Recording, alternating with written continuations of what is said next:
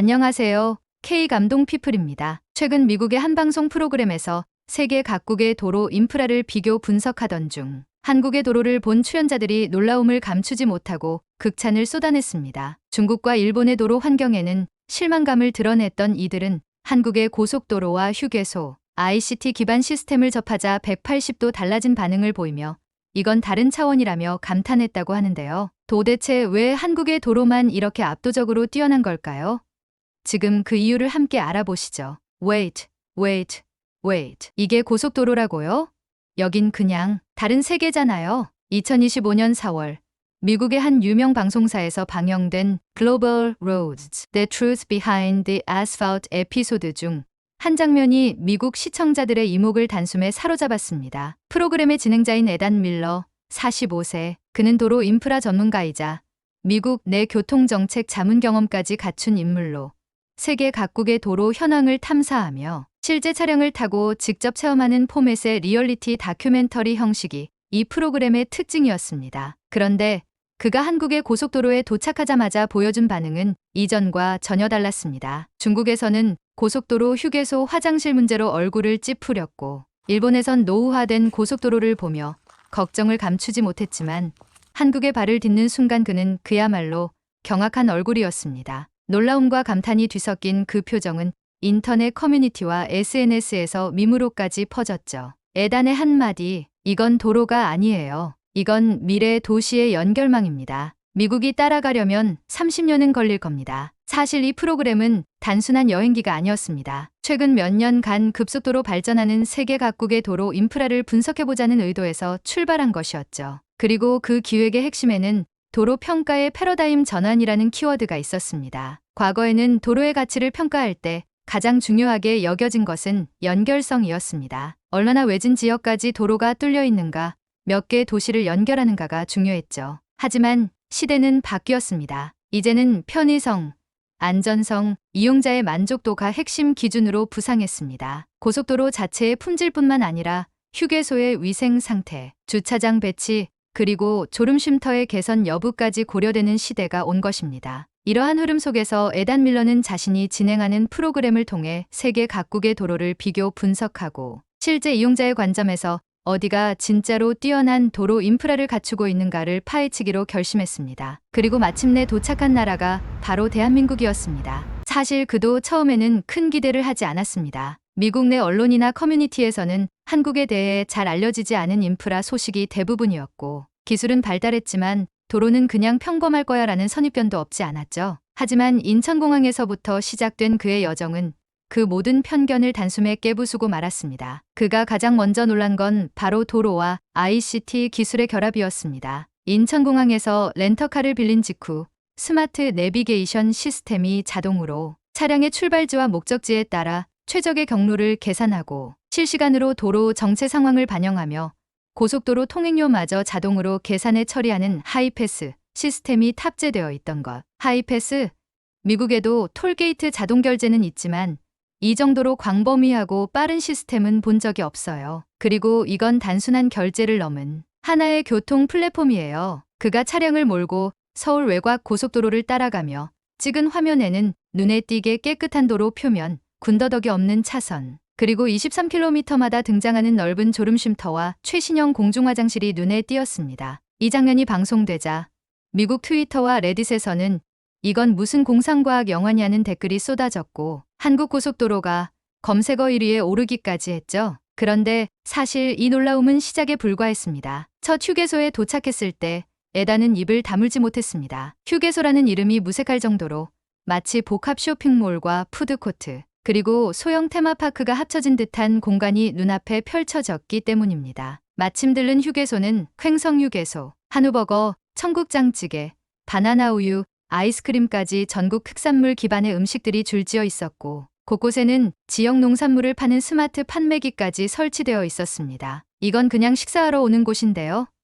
장거리 운전자는 잠시 쉬는 거고 여긴 가족들이 놀러오는 장소예요. 에단은 한참을 돌아다닌 뒤 휴게소 안에 설치된 반려동물 놀이터를 보며 다시 한번 놀랐습니다. 실제로 한국의 고속도로 휴게소는 점점 더 라이프 스타일 플랫폼으로 진화하고 있던 겁니다. 그리고 그가 한숨을 쉬며 말했습니다. 우리나라 고속도로 정말 다시 봐야겠어요. 미국도 배워야 해요. 인정할 건 인정해야죠. 이처럼 대한민국의 고속도로는 단순히 차량이 달리는 길이 아니라 그 위에서 살아가는 사람들의 삶을 품은 공간이자 전 세계가 본받아야 할 교통 문화의 정수였습니다. 하지만 에단의 여정은 아직 끝나지 않았습니다. 다음 날 그는 더 충격적인 사실들을 마주하게 되는데요. 한국에 오기 전 에단 밀러의 여정은 중국과 일본을 거치는 방식으로 구성되어 있었습니다. 제작진은 고의적으로 이 순서를 택했죠. 왜냐하면 두 나라는 모두 한국과 비슷한 시기에 고속도로를 대규모로 개발한 아시아의 대표적인 국가들이었기 때문입니다. 전통적으로 미국인들 사이에서도 기술 강국 혹은 대국이라는 인식이 있던 나라들이기도 했고요. 에단이 첫 번째로 방문한 나라는 중국이었습니다. 베이징에서 상하이까지 약 1200km를 횡단하는 계획이었죠. 그가 탑승한 차량은 로컬 렌터카 업체를 통해 빌린 SUV, GPS가 내장되어 있다고 했지만 실제로는 중국어 음성 안내 외에는 제대로 작동하지 않았습니다. 해외 운전자가 이용하기엔 매우 불편한 시스템이었습니다. 이 정도 대도시인데 외국인 운전자 배려가 전혀 없어요. 기본적인 영어 표지판조차 없네요. 도로 자체는 처음엔 멀쩡해 보였습니다. 아스팔트 상태도 양호했고 차선도 어느 정도 정돈되어 있었죠. 하지만 조금만 외곽으로 빠지자 상황은 180도 바뀌었습니다. 공사 중인 구간이 장기간 방치된 듯 방호벽이 엉성하게 설치되어 있었고 곳곳에서 비포장 도로처럼 울퉁불퉁한 지대가 이어졌습니다. 가장 충격적이었던 건 휴게소였습니다. 도로를 달리던 중 허기를 느낀 에단은 근처 휴게소에 정차했습니다. 그런데 그곳에서 본 광경은 그를 잠시 멍하게 만들었습니다. 화장실은 비위생적인 상태였고 음식점은 간이식으로 운영되고 있었으며 주차 구획선조차 제대로 그려지지 않은 곳도 많았습니다. 심지어 쓰레기통은 넘쳐 흘렀고 악취가 코를 찔렀습니다. 이건 운전자가 쉬는 곳이 아니라 그냥 멈추면 안 되는 장소예요. 왜 아무도 이런 기본적인 관리를 안 하는 걸까요? 촬영팀은 급히 다른 휴게소를 검색했지만 사정은 비슷했습니다. 어떤 곳은 화장실이 잠겨 있었고 어떤 곳은 기계식 자동 판매기만 덩그러니 있었죠. 결국 에단은 차 안에서 비상식량으로 챙겨온 에너지바로 식사를 대신했습니다. 그는 카메라를 보며 씁쓸한 미소를 지었습니다. 고속도로 길이는 전 세계에서 제일일지 몰라도 그 길을 이용하는 사람에 대한 배려는 바닥이에요. 이후 그가 직접 인터뷰한 중국 시민들도 비슷한 반응을 보였습니다. 고속도로 편해서 탄다기보다 다른 대안이 없으니까 이용하죠. 화장실은 반드시 출발 전에 다녀와야 해요. 라는 말을 들은 에단은 놀라움을 감추지 못했습니다. 다음 목적지는 일본. 도쿄에서 오사카까지의 고속도로를 이용하며 일본 특유의 깔끔하고 정갈한 문화가 도로 인프라에 어떻게 녹아있는지 체험해보는 일정이었습니다. 처음 도쿄 외곽 고속도로에 진입했을 땐 에단도 기대에 찬 반응을 보였습니다. 차선은 정렬되어 있었고 정체 구간을 실시간으로 알리는 전광판도 잘 작동하고 있었기 때문이죠. 그러나 그의 표정은 톨게이트에서 급격히 어두워졌습니다. 도쿄에서 오사카까지 톨게이트 비용이 1만 엔이 넘는다고요?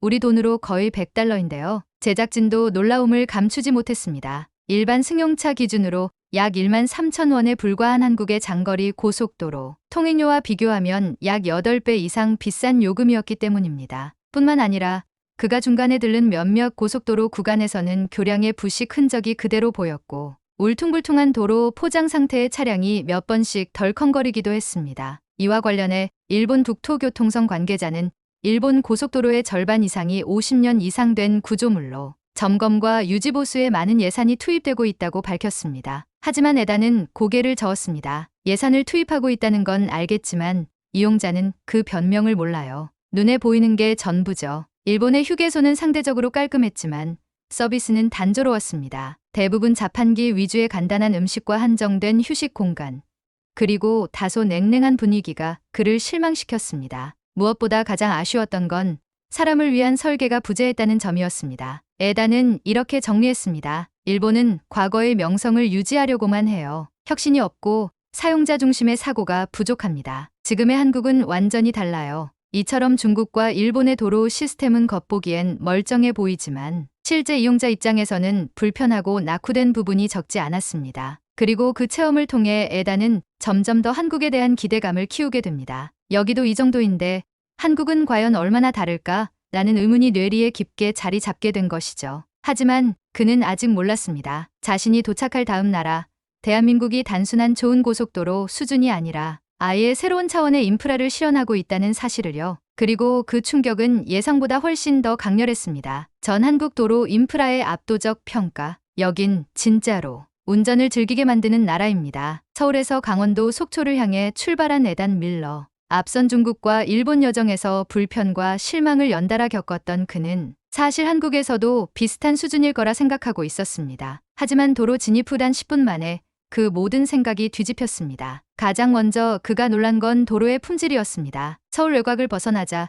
본격적으로 펼쳐진 고속도로는 마치 방금 새로 깔린 것처럼 깨끗했고 도로면은 울퉁불퉁한 느낌 없이 매끄러웠습니다. 커브 구간과 직선 도로의 설계도 매우 정밀해 운전 중에도 흔들림이 거의 느껴지지 않았습니다. 이를 본 에단은 감탄했습니다. 이런 도로 상태는 독일 아우토반에서도 보기 힘든 수준이에요. 미국의 고속도로는 아스팔트 균열을 붙이느라 검정 테이프가 패턴처럼 박혀 있는데 여긴 도로가 하나의 예술 작품 같아요. 에단은 이어 고속도로 내 ITS 시스템을 체험하게 됩니다. 차량 전방 디스플레이에 실시간 교통정보가 표시되고 터널 진입 시에는 자동으로 조명이 조정되며 우천 시엔 노면 센서가 작동해 제한속도 표지판까지 변하는 스마트 시스템이 가동됩니다. 이런 기술은 그가 이전까지 어느 나라에서도 체험해보지 못한 수준이었습니다. 운전자가 아니라 도로 자체가 상황을 파악해서 저를 안내하는 기분이에요. 운전의 주체가 인간만이 아닌 세상. 놀랍습니다. 그가 들른 첫 번째 고속도로 휴게소는 2000휴게소. 평일 오전이었음에도 주차장이 거의 만차에 가까웠고 내부는 활기찬 사람들로 가득했습니다. 그가 차에서 내리는 순간 느낀 건 한 단어, 이건 목적지다. 푸드코트는 고속도로 음식이라고는 믿기지 않을 정도로 다양하고 정갈했습니다. 감자탕, 수제 돈가스, 묵밥, 육개장, 심지어 채식 메뉴까지 갖추어져 있었고 키오스크와 대기번호 시스템은 효율적이면서도 간단했습니다. 휴게소라는 이름이 무색해요. 이건 명백히 생활 플랫폼이에요. 고속도로 중간에 위치한 거대한 삶의 허브 같아요. 뿐만 아니라 실외에는 산책로와 놀이터가 마련되어 있었고 애견 전용 구역에는 반려동물들을 위한 급수대, 휴지통, 쉼터까지 구비돼 있었습니다. 그는 깜짝 놀라며 말합니다. 이런 공간은 정말 운전자를 생각한 디테일의 집합체예요. 강아지까지 배려하는 도로 문화, 이런 건 미국에서도 쉽게 찾아볼 수 없죠. 그날 오후 에단은 차량을 몰고 강원도 고지대로 진입하면서 자연스럽게 피로를 느끼게 됩니다. 도로 표지판에는 졸음쉼터 2km 전방이라는 문구가 떴고 에단은 이를 따라 진입했습니다. 졸음쉼터는 규모가 크지 않았지만 공간 구성이 굉장히 실용적이었습니다. 넓은 주차 공간, 깨끗한 공중화장실, 벤치, 자동 판매기, 그리고 나무 그늘 아래 작은 쉼터 공간이 마련되어 있었습니다. 휴게소처럼 크진 않았지만 이 공간이 주는 여유와 안정감은 그 어떤 고급 휴게 공간보다 인상 깊었습니다. 졸음쉼터는 단순히 피로를 풀라는 곳이 아니었어요. 당신의 안전이 먼저다라는 강력한 메시지를 담고 있었죠. 한국 도로의 본질을 이 작은 공간에서 느꼈습니다. 이후 에단은 졸음쉼터에 대한 다큐멘터리적 접근을 위해 국토부 관계자와 인터뷰를 진행하게 됩니다. 그 자리에서 그는 졸음쉼터의 최신 스마트 센서, 운전자 피로도 분석 시스템, 비상벨 연동 구조망 등도 설치되어 있다는 사실에 또 한 번 놀라게 됩니다. 한국 도로는 철저하게 사람을 살리는 도로입니다. 기술은 도구일 뿐이고 그 뒤에 있는 철학이 진짜 혁신이에요. 에단은 속초에 도착하자마자 방송국 본사에 긴급 리포트를 송신했습니다. 촬영분도 일부 편집 없이 보냈고 그 영상은 즉시 내부 시사회를 통해 상영되었습니다. 관계자들은 입을 모아 말했습니다. 에단, 이건 우리 시즌 베스트 에피소드야. 이건 단순한 고속도로가 아니야. 이건 도시 설계와 문화, 철학이 집약된 플랫폼이야. 한국 고속도로는 단순한 교통수단이 아니라 삶의 질을 어떻게 기술로 높일 수 있는지를 보여주는 상징적인 공간이었습니다. 차량이 빠르게 달리는 곳이 아니라 사람이 편하게 살아갈 수 있도록 돕는 움직이는 도시의 동맥이었던 것이죠. 이제 에단의 머릿속에는 단 하나의 생각만 맴돌고 있었습니다. 이 나라는 어떻게 이 정도까지 할 수 있었을까? 그는 이제 더 이상 단순한 진행자가 아니었습니다. 대한민국이라는 나라 자체의 깊은 감명을 받은 방문자, 그리고 세계의 한국 고속도로의 진짜 가치를 알릴 증언자가 된 것입니다. 이제 저는 도로라는 단어를 들을 때 한국을 가장 먼저 떠올릴 겁니다. 에단 밀러는 속초에서 마지막 촬영을 마치고 서울로 돌아가는 고속도로 위에서 조용히 창밖을 바라보고 있었습니다. 도로는 여전히 매끄럽고 주변 풍경은 봄바람에 출렁이는 녹색 산등성이로 물들어 있었습니다. 차 안에는 아무런 음악도 없었지만 그의 머릿속에는 수많은 생각들이 교차하고 있었습니다. 4개국, 40일의 여정. 이번 프로젝트는 단순히 각국의 고속도로 인프라를 비교 분석하는 것이 목적이었습니다. 그런데 유일하게 단 한 나라 대한민국에서만 그는 감정을 느꼈습니다. 도로를 체험하며 감탄을 넘어선 울림이 있었던 건 기술이나 돈 때문이 아니었습니다. 한국 고속도로는 사람의 삶을 중심에 둔 배려의 결정체였던 것입니다. 미국으로 돌아가기 전 에단은 인천공항 라운지에서 마지막 클로징 리포트를 작성하며 이런 문장을 적었습니다. 한국의 고속도로는 더 이상 지역 인프라가 아닙니다. 세계가 참고해야 할 교통 시스템의 표준이자 선진국이란 무엇인지 보여주는 살아있는 교과서입니다. 이번 프로젝트를 통해 그가 체험한 4나라 중 오직 한국만이 도로 인프라의 문화적 사회적 철학을 녹여냈습니다. 중국은 빠른 속도에만 집착했고 일본은 과거의 영광을 유지하는 데 집중했습니다. 미국은 여전히 거대한 땅을 잇는 길만 생각할 뿐 그 위에서 사는 사람들을 충분히 고려하지 않았습니다. 하지만 한국은 달랐습니다. 수천 팀에 이르는 고속도로 전 구간의 ICT 시스템이 결합되어 교통 흐름을 분석하고 어디서든 쉽게 접근할 수 있는 정교한 휴게소와 졸음쉼터가 존재하며 이용자 중심 설계와 무장애, 동선을 통해 누구나 편안하게 이동할 수 있는 환경을 갖췄습니다. 그리고 그 모든 요소의 중심에는 사람이 있었습니다. 에단은 프로그램 방송의 마지막 내레이션을 이렇게 썼습니다. 한국의 도로는 단지 아스팔트 위의 선이 아닙니다. 그건 사람과 사람, 지역과 문화, 그리고 미래와 현재를 잇는 하나의 살아있는 유기체입니다. 그날 밤 에단은 숙소 침대에 누워 짐을 싸다가 문득 손을 멈췄습니다. 그는 자신도 모르게 속초 휴게소에서 산 머그컵과 한국 지도로 만든 노트를 꺼내 테이블에 올려두었습니다. 그 물건들은 단순한 기념품이 아니었습니다. 이번 여정에서 그가 느낀 진짜 한국의 상징이자 앞으로의 삶에 있어 하나의 기준점이 될 물건들이었죠. 나는 지금 한국을 떠나는 게 너무 아쉽습니다. 그냥 더 있고 싶어요. 아니, 솔직히 말하면 미국으로 돌아가고 싶지 않아요. 에단은 진심이었습니다. 미국의 도로는 너무 크고 복잡하며 사람에 대한 배려보다는 차량 효율성에만 집중되어 있었습니다. 도시와 도시를 연결할 뿐 그 사이를 살아가는 사람들의 이야기는 지워져 있었죠. 반면 한국의 도로는 마치 사람 하나하나의 이야기와 감정을 받아주는 공간처럼 느껴졌습니다. 그는 이렇게 정리했습니다. 한국에서 운전한다는 건 단순히 한 지점에서 다른 지점으로 이동하는 게 아닙니다. 그건 그 자체로 하나의 경험이고 안정감이며 감동입니다. 며칠 후 미국에서 글로벌 로우즈의 한국편이 방송되자 반응은 폭발적이었습니다. 시청자들은 SNS와 커뮤니티를 통해 감탄을 쏟아냈고 유튜브 클립은 단 48시간 만에 1200만 뷰를 기록했습니다. 레딧에는 이런 글이 올라왔습니다. 진짜 이런 나라가 존재한다고?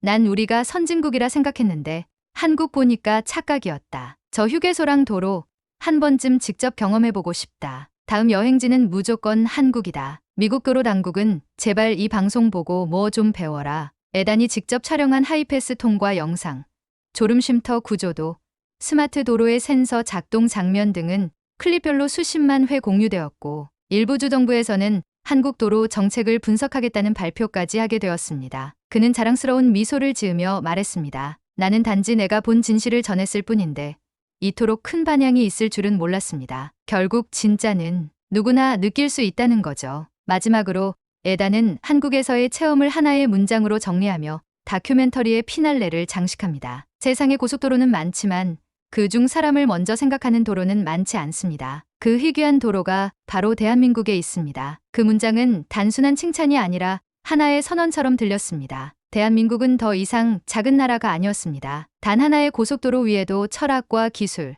그리고 세계가 배워야 할 가치가 담겨 있었습니다. 오늘도 수많은 차들이 한국의 고속도로를 달리고 있습니다. 하지만 그 위를 달리는 건 단지 타이어가 아니라 이 나라의 철학과 미래입니다. 이 나라의 길은 진심을 싣고 달립니다. 오늘의 이야기를 마무리하면서 마지막으로 1초면 충분한 구독과 좋아요를 부탁드립니다. 늘 건강하시고 마음 따뜻한 영상으로 다시 찾아뵙겠습니다. 지금까지 K감동 피플이었습니다.